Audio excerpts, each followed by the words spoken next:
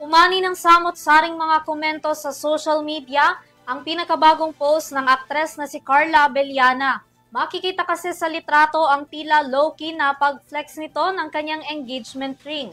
Wala mang malinaw na kumpirmasyon mula kay Carla. Masaya naman ang kanyang mga tagahanga maging ang malalapit niyang kaibigan sa showbiz na hindi ring naiwasang magkomento sa kanyang post. Alamin ang balitang entertainment mula kay Sam Martos.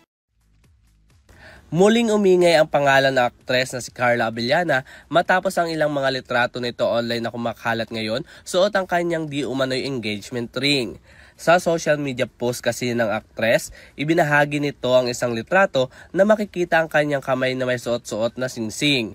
Kapansin-pansin din ang isa pang kamay na nakahawak sa kanya, kaya naman agaw pansin din ito sa mga netizen na pinag-usapan online. Bagamat walang opisyal na kumpirmasyon mula kay Carla at isang Bible verse ang caption nito sa litrato na may white heart emoji.